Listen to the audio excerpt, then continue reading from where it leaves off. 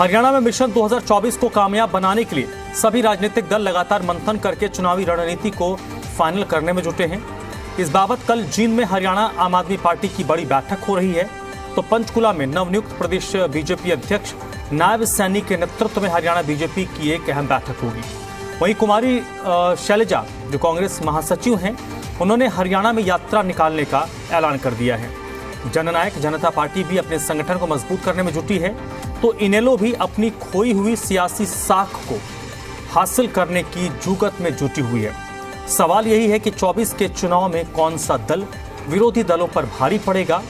क्या कोई पार्टी पूर्ण बहुमत हासिल कर पाएगी या एक बार फिर से गठबंधन का जोर लगाने की जरूरत पड़ेगी।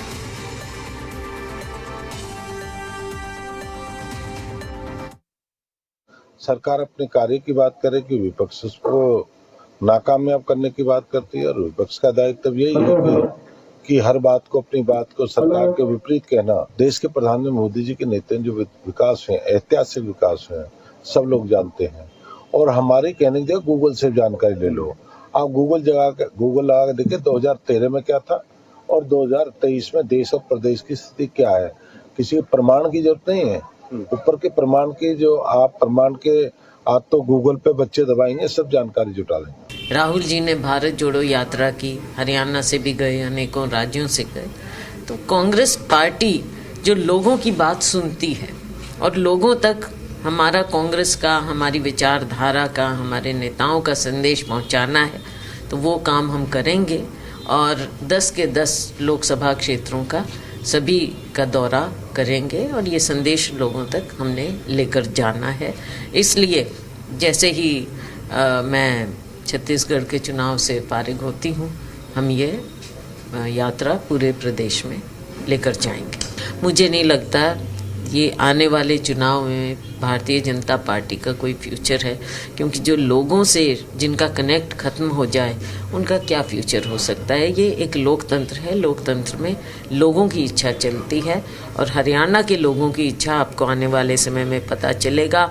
आज के दिन भी आप ज़मीन पर कहीं भी उतरेंगे, लोगों की इच्छा यही है कि भारतीय जनता पार्टी को दरवाज़ा दिखाएं, बाहर धकेलें और कांग्रेस की सरकार बने। लोगों की इच्छा यही नजर आती है। हरियाणा में सारा सरकारी काम ठप पड़ा हुआ है। लगभग 11,200 से ऊपर सरकारी फाइलों के अंदर कोई काम नहीं हो रहा महीनों से।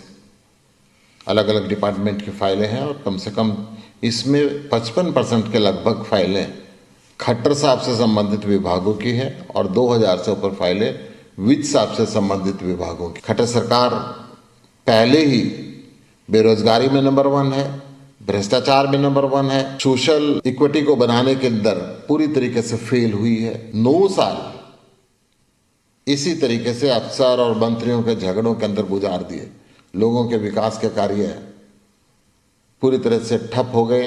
अब हरियाणा की जनता ने मन बना लिया है कि अगली बार अरविंद केजरीवाल की सरकार लाएंगे, ताकि दिल्ली और पंजाब की तरह सुविधाएं वहां भी मिल सके।